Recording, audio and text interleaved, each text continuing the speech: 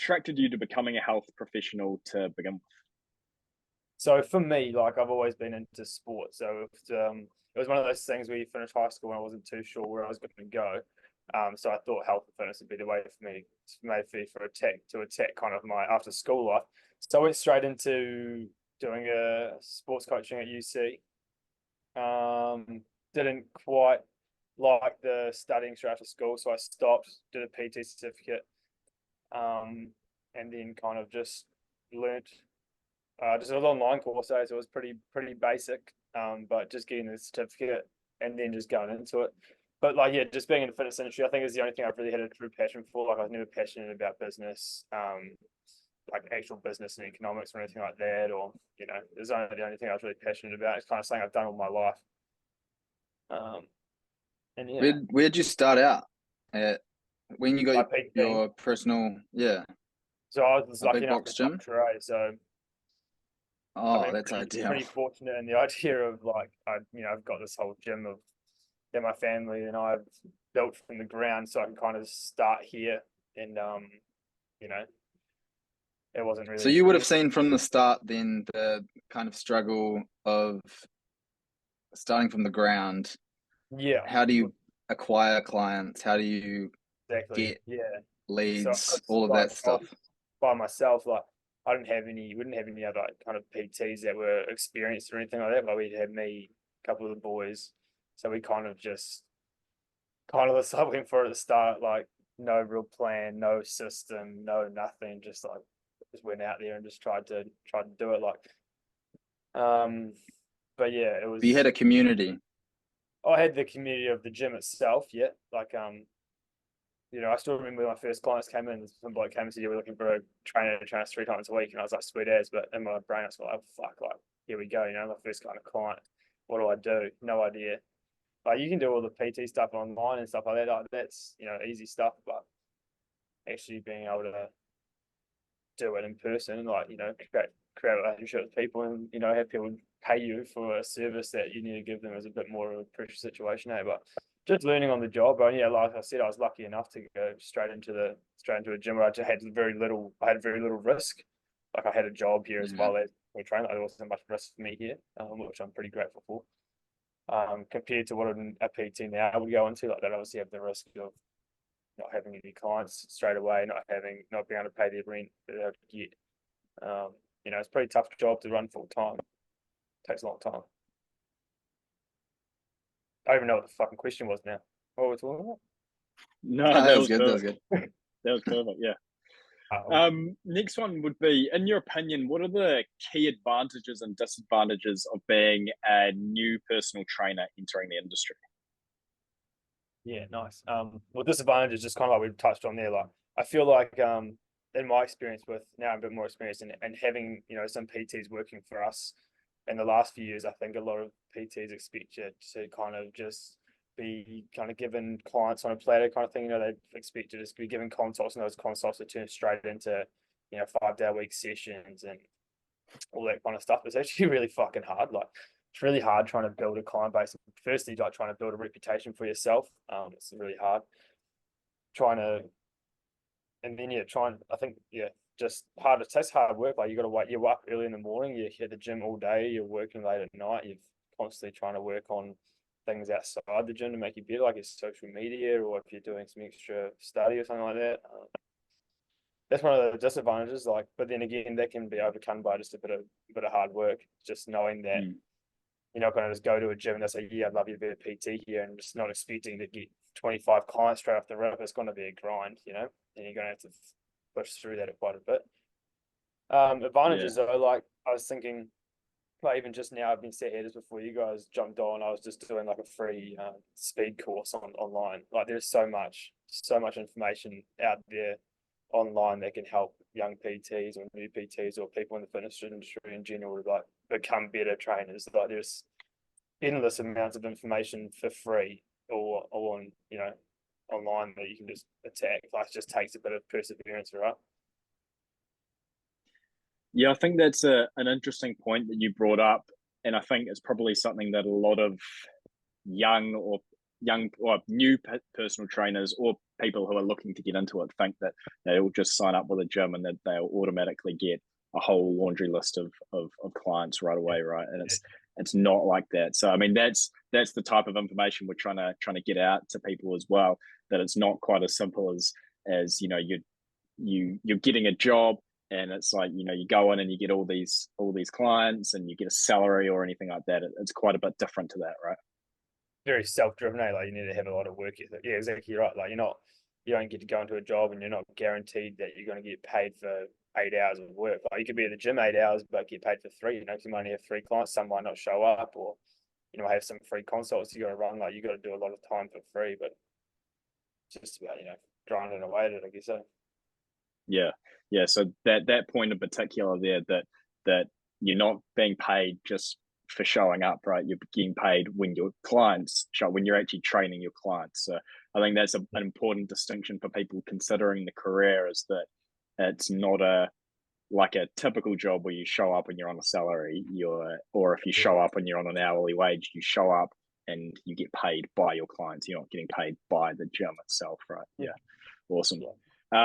You touched on it before with the online courses, but other than that, do you see any other key skills and strategies a PT can learn to increase their income in the personal training profession, or would you say it's mostly around those online courses? Nah, like online, you can be a pretty shit PT, right? But as long as you have a really good ability to build a rapport, try and get their trust, and have them believe what you're saying, you can still make a really good living out of it.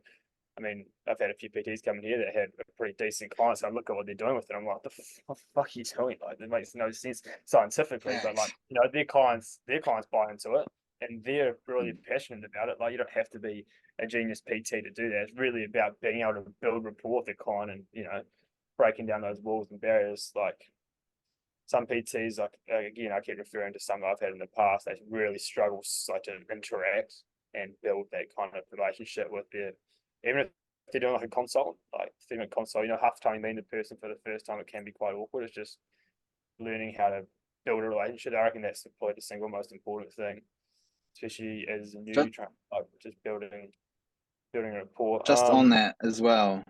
Yeah. When say you've got a personal trainer at your gym and their rapport and their chat with a client is bad, do you base getting better off reps, or are there ways that someone could go and get better without losing essentially your gym members? Because obviously as a gym owner, you don't want to be giving consults to a guy that can't talk to a lead, because you're losing money yourself. 100%. Well, there's definitely, I'm sure there is stuff you can go and attack to try and get better at relationship and building that kind of rapport. But with the person, I mean, the people I'm talking about, like, they just didn't make it. Right? Again, kind of like other, I think I seen a stat, a couple of years ago, a lot of PTs quit the first year, right? Like, he had a dig at it. He struggled to build any sort of rapport with anyone, and then is out, But so again, it's just not like anything. Like if you work at it, there's going to be something that you're going to get better at. Like you're just saying you got to work at. But yeah, and then I mean, it's on me as well. Or it's on the, if a lot of gyms have head trainers or managers and stuff like that, if they notice that, it's on them to kind of. You can always ask them for help as well. Like I would never shy away from a PT if they said, hey, look, I'm struggling to do this. What are some things I could do to make it better? Like it's just asking for help as well. I think a lot of the time in our industry, like you always think that you're always right. Like there's such a weird industry like that. Like you always think that you're doing the perfect thing, but you might not be. It's just kind of going out and trying to find help and stuff like that for those kind of things. But I think another thing, what we were talking about getting the leads, Yeah, and converting those leads. Social media is huge. I find social media recently, like I just started properly using social media, like for my personal coaching this year, and it's completely changed like my income. Like really, like fourfold probably the amount of money I've made the last 3 months compared to anything I've done before. Like all I had to do was post up like 4 transformation photos of some girls I've had for the last like 3 to 6 months, and literally just boom straight away. Wow. So it's But I more think off basing your content off results, or is it that off, was off in that videos of case how you work was out in a the gym? result. Yeah, sorry. Yeah, in that case it was off results, and I will post like results of class because in the end that's what everyone wants to get is results. But I Yeah. also like to Mm. post educational things as well. Like I'll just Mhm. post like my workouts and explain why I do them, and just so people can have it on there if they want to give it a go and stuff like that. I don't think you want to be fully staying on results, but and then it's also building a community. Like I've built this just and just by it just kind of happened. But I've always had like mostly females I train. I've kind of just built a brand where now I kind of have a group of girls that I train, and then I've kind of built a brand where other women will approach me for that as well. So knowing your target market is huge. Mhm. Like for me, I mean, straight away on my Instagram, I posted up like, "What do you guys want to see?" And most of it was like, female training and S&C stuff. I had my rugby boys, which I'm a big part of, which is one group. Then I've got all of my girls who want to grow their glutes and get bigger shoulders on this side, and I can tailor to both of those. I'm not gonna. And I know that I don't have any young lads that want to do bodybuilding, so I don't post any of that stuff because it's not my kind of Mm. market. So once you Yeah. find that market, it's just kind of like attacking it. Yeah, that's exactly right. And are you finding that success mostly on Instagram, TikTok, or across Instagram, all across the board? Instagram, mate. I don't use anything else Yeah. at the moment. I've still like my goal at the start of the year was to be able to talk like this in front of a camera to social like a social media and post Mhm. it out or like talk over top of my videos, but I haven't got the balls to do it yet, so I'm still working on that. Oh, mate, this is good practice for you. You're I doing know. bloody well so Yeah. far. We're doing the Just same thing. trying to talk in front of a camera like this, but to like and post it on social media like on stories or shit, it just like gives me the shits over. Getting Oh, there. well. Just on that. At what point then, when you first made a post on social media, where you're like, okay, I'm just going to commit to using my personal social media as a way to market my services, and Uh, around that. yeah, like it was just I got my phone right here. I'll figure it out. Sorry, I can't really remember. It was But was there a point where you're like, fuck it, I'm gonna just do it? yeah, the start of Like, the who year. The cares what start other of the year people think? it was the start of the year. At the start of the year, I kind of came in with this mindset. Like I just had a fucking it's like end of year change of mindset. Mm. I just had a mindset where I Mm. just want to attack it and just be so positive with everything I'm doing and just try to share as much as possible and just try to get as much involved into PTing and coaching as possible. And I was just like, man, I don't really care. Like I don't care. And everyone else like they like it. So I feel like the fear of doing stuff because you mostly it's because of like your peers, right? You're scared your mate's gonna miss you saying you're into it. 100%. But like, when you maybe when I was like 19, 20, that would be a way bigger issue for me. Now 24, 25, like I don't give a shit about that anymore. And it's always Totally worse. agree. It's always worse thinking about than actually doing it. Like I remember when the first workout I posted, it was just like a carousel of like 7 exercises, me doing it, and I was just like, oh my god, what's going to happen? And you know, nothing fucking happened, believe it or not. So it's fine. Well, yeah, you build things up in your head, right, to a point where you Exactly start to right. think about all the different possibilities that could happen. Oh, Dan's going to say, oh, why'd you do that? That was weird, or Yeah, something like that. But typically, it doesn't end up happening, right? And you're just happy that you went forward with yeah, it. yeah, just do it that way. Mm. So Easy. you touched on before about how you've sort of found your niche and you target that sort of audience. Would you recommend that as a plan for people coming into the profession to really narrow down on a particular niche, or to generalize at the start and then figure it out from there? Probably you probably generalize at the start, right? Like you don't know what you like until you try it. Mm. So I think I mean, you as a young PT, like going into it, you just take everything that you feel comfortable. As long as you feel comfortable that you can give that client what they need, like you just take it. Like for instance, like this morning, right? I had like this girl come in and she was asking me about this. She's got an MMA camp in 6 weeks. I've never done anything around combat sport. And she comes up and she goes, "Can you train me for 6? I need to be ready for 6 weeks for a fight." And I was like, "Fucking oath, I can." Well, I've never done it, but I'll go out and I'll do research and I'll look at studies and I'll figure out the best way possible to do it. And I know, I asked you, and then you have a good consult with them and you talk about it, and you just got to break it down. But you just got to take everything you can, especially at the start, as long as you know that you can get that kind of results, which 9 times out of 10, you'll be able to figure it out, right? Like I said previously, there's that much information on there. If I've got like my complete opposite of my niche right now would be a lady coming in here that's 45 years, 45, but let's go 40 years old, who's just had 2 kids, and she's getting back into training for the first time postpartum, right? Like I would be like, shit, I've got no idea. But and then it happened, and then I just spent 5 hours one afternoon when I was sitting around, didn't have any clients, just researching postpartum resistance training for women, and you learn it. So you just take it all away, and then you learn so much.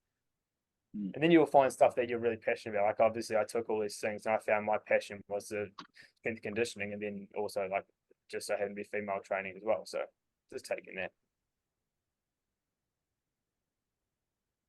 Yeah, just putting in the reps and making sure that you can spend the time learning it, right? Looking back, is there anything that you would do differently or you'd change in your career to get to the point you are now? Anything that you would recommend to younger PTs them to start with that you wish that you had? Again, social media would have done it straight away. But we've touched on that quite a bit. So it would and another one is like using all the information online. I mentioned it before, but just like thinking I knew everything as a 20-year-old PT, because I did some fucking hypertrophy stuff at high school. Like I just assumed that I'd be able to do it for everyone, but yeah. So that's learning everything possible.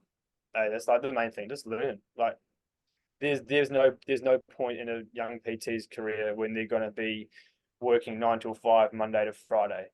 Not a chance. Like, and that's what are you doing outside of the hours where you're working? Like we talked about before, how you get paid in a real job, for 9 to 5, and as PT, you don't get paid 9 to 5. But you need to act like you are working a 9 to 5. Right? Even if I've got 3 clients and I've got 3 hours of work to do today, I need to use that other 6 hours to do something productive that's going to help me in turn increase my workload. Right? Just not getting complacent with things. Which I found like 2 years ago, I got real complacent. Like I had a decent client base of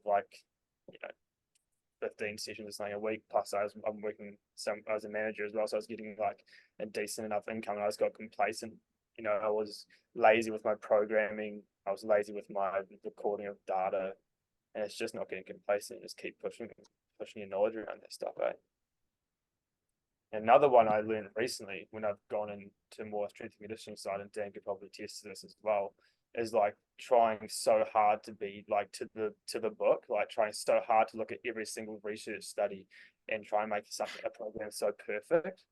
Like fuck, the start of this year I was making this rugby program, and I spent like an ungodly amount of time trying to make the absolute perfect 4-day 6 week block for rugby. Like it was ridiculous. And then I went over to Aussie to do a seminar for a strength conditioning thing over there. I sat down with this head of S&C over there and just talked to him. He's like, the biggest mistake is overcomplicating things, and that's the same for any PT. Like especially in our day and age of Instagram and stuff and TikTok, you see so much crazy shit on TikTok of people doing exercises, and you look at it like people doing squats in a BOSU board, and it's like, why, and but people go, oh, that looks it's like I get to do balance and I get to work strength at the same time. I'm going to put that straight in.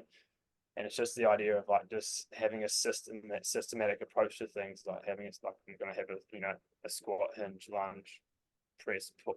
Yeah, the foundations. Exactly, yeah, perfect word, foundations. And like I found ever since like thinking about that and just writing down a system, like I've got a one page piece of paper in a book. That's like my programming system, and I'll say, A1 this, A2 that, my main rocks, and then everything else I can kind of work off that. But there's always those key principles and those key foundations that are part of like everyone's program. But just trying to add to that. Yeah. Just to add to that. So obviously you do S&C and some PTing. For young PTs, what kind of software or gym tools would you recommend them to use? Pen and paper? Are there apps? I'd go apps. Like getting an app. I use Team Builder now because it's more S&C vibe. I used to use Google Sheets, which is fine. Well, Google Sheets is sweet as, but like the It's not that ability, sexy though. it's not sexy. It's not sexy at all. Yeah. And the ability to like change programs and have to edit reps and numbers and sets and trying to put that all into a Google Sheet is so much work. Like last year, I had a group of like 20 people I was trying to do this one rugby program for, and I had to like copy paste all this over, and it's just so much work. I got Team Builder the start of the year, and I reckon it would have saved me. I couldn't even begin to think the amount of hours it saved me, like programming. It'd be ridiculous. It'd be like a day, I reckon, already. I've had it for like 2 months. I reckon it would have saved me. And that's also a tool that you can increase your costs to your 100%. clients on. 100%. I had clients that I've had since day dot, and I've charged them the same for the last 5 years. And I said to them, like, I've got this opportunity now. I'm at this point now where I'm thinking about getting an app. And look, unfortunately, it's going to mean that I'm going to have to increase your price by, $15 a session. So that's like $45 a week. So they're like, yeah, no, sweet as, no worries. Like, looks good. So that people like simple stuff, and people like exactly like apps make things look pretty. They can see everything they've done. Like, makes it really easy. Yeah, definitely. Definitely Just one last question on top of that. Yeah. You were just saying something about increasing your prices with your clients. So when you have new clients or leads, how do you come across to them in a way that is genuine, personable, that doesn't seem like you're trying to hook them? Yeah, they always message me. Usually on my leads are usually through Instagram, or sometimes they're in person at the gym, like this morning that in my girls in the gym. But generally they'll be on Instagram, and they'll get the message like, "Hey, I've seen Ray on your program. I'd love to jump on. I would just like to know about your prices and stuff like that, right?" And I'll always start with, "Hey, whatever your name is, thanks so much for reaching out. I'd love to help you on your journey. What are your kind of main goals?" And I'll kind of get them talk about their main goals and see what they do now and see what they've done in the past and see. And I leave the price to last. I get them excited about it. I get them excited about what I can offer. So I say, look, I'd love to help you. I think a great plan for us would be to do a 4-day split. Let's do 2 uppers, 2 lowers, really focusing on our glutes and shoulders. We'll do our, our hip thrusts and our, body splits across this day. Get them excited about what I can do for them, what I can make them, how I can make them better. And then I say, look, this is what I want to do for you. Here's my price list. Let me know what one works best, and we'll smash it out. Let's smash it out. Just building a bit of excitement. Like, just don't go, hey, thanks for reaching out. Here's my price list, and because then it's just this probably just wants my money, right? Yeah, so building a bit of a rapport and connecting with them on a more of an emotional level before you get into that real just hard, these are the numbers, take it or leave it type approach. Is that something that you learned through failure, or did you develop these skills as essentially sales skills through just putting in through the years in the gym, or is that a courses you've done? I haven't had Instagram. I haven't been using Instagram that much. Like I remember the first message I got, I just did what I just said. I just sent them. I said, "Hey, thanks for reaching out. Here's my price list." I was with my sister at the time. I said, "What do you think?" I said, "I got twin sisters the same age, so I use her a lot for like ideas of how I'm talking." Because most of the women that came on my programs are between the ages of 20 to 25. Same age as kind of me and my sister and stuff. So I always reach out. So I said, "What do you think? Is this what I should do?" She goes, "Nah, it just sounds like you're being money hungry." I was like, "Hey, yeah, fair dinkum." Again, asking people for their opinions and stuff, right? Like, Boo's got no idea how to be a personal trainer, but she knows what sounds kind of, like a sales pitch in that kind of instance. Yeah. So yeah, trial and error, but just asking people. So I just had my sister. I said, "Hey, does this sound all good?" And then sometimes if I write messages and stuff like that, I'll just ask her, like, "Does this sound all good to talk? Is this the right language to use? If you're a female, how do you feel if you receive this kind of message?" So just learning like that. And awesome. then once that's a good bit of advice, yeah. So suck a dog. So yeah, that's probably the main thing. Awesome. Yeah, I mean that's a good bit of advice. I mean everyone's got someone that they could do that with, right? That they could double check. Like, does that sound all right and all that sort of stuff. Perfect. Well, thank you very much, Jack. Dan, do you have any other last questions? No, I think that was honestly perfect. What we're trying to get, like, especially coming from your point of view of one, starting from the bottom, then now you're managing personal trainers, so you kind of see it from two sides. Yeah. And yeah, that's exactly what we need. Perfect. Beautiful. Perfect. Well, thank you very much for your time, Jack. We really appreciate it, mate. No worries, lads. Anything else? Just shoot me. Cheers. Cheers, boys. Yeah, I'll let you know how Awesome. this platform goes, and I'll keep you Yeah, updated. too, bro. Interested, keen as. Awesome. Sick. Have a good one, Alright, mate. boys. Cheers. Catch you later. See ya. Bye.